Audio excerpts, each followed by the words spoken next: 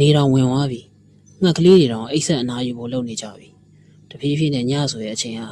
ရောက်ရှိလို့လာခဲ့တယ်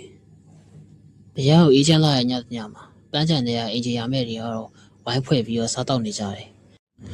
အသင်းဝယ်လာတဲ့ဘီယာပလင်းကိုသူတို့ဝိုင်းပေါ်ကျွန်တော်ချလိုက်ပြီးတော့သူတို့စကားဝိုင်းထဲကိုကျွန်တော်ဝင်လာခဲ့တယ်ကျွန်တော်ရုတ်တရက်ဟင်းချက်နေတဲ့လူကိုကျွန်တော်သတိထားမိသွားတယ်ဆက်ပြီးတော့စားစရာကြီးအနံ့တော်တော်မှုရပဲဟုတ်တယ်မလားဆက်ပြီးတော့ခံရပဲအဲ့လူကြောင့်ကျွန်တော်ရှင်းပြပါတယ်ဒီ 5 star ကောင်ကဟင်းချက်ကြတော့တော်တော်တယ်ကွာ5 star ဟုတ်လားငါတို့တော့သူ့ကိုထမင်းချက်လို့ပဲခေါ်ကြတယ်သူကဒီကိုရောက်တာမကြသေးဘူးသူအရင်ကလည်းစဖို့ဘူးတယောက်ဖြစ်ဖူးတယ်ဆိုလားပဲဆက်ပြီးတော့နောက်ကလူနှစ်ယောက်ကလည်းသူကတကယ်တော်တယ်ကွာငါတို့စားစရာမကောင်းမကန့်နေယူလာလဲသူကဒဲအိုးလေးပြစ်ထည့်ပြီးအနုပညာရဲ့တခုလိုချပြသွားတာပဲအတူထွာလေးတွေတက်တန်းကုန်ပစုံကနန်းတွေကိုလက်ပြားခါလောက်တဲ့အရသာမျိုးထိရနိုင်အောင်ဘလို့ချက်လဲဆိုတာငါလုံးဝနားမလည်နိုင်အောင်စစ်မှန်တဲ့ဘရိုတယောက်ရဲ့အရေးချင်းဆိုပါတော့ဟုတ်တယ်မလားအဲ့အပေါ်ကအရာရင်းနဲ့တူတာပေါ့ကွာဘလို့လဲဆိုတော့ငါတို့လိုအလုပ်သမားတွေငါတို့လက်နဲ့ကိုယ်တိုင်ငါတို့အဲ့အရာကြီးကိုငါတို့တိဆောက်ထားခဲ့တယ်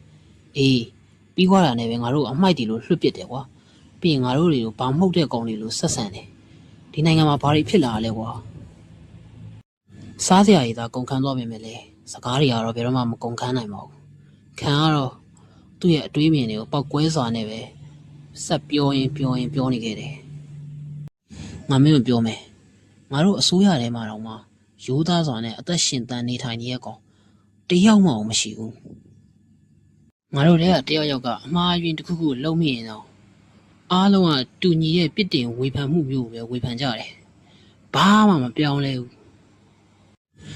ငါလည်းဘာမှတော့မသိပါဘူးကွာငါကြောက်တယောက်ဆိုတာတော့ငါသတိမရတော့ဘူးခင်ဗျားမှန်ပါတယ်ဘေးကလူတယောက်ကထပြောလိုက်တယ်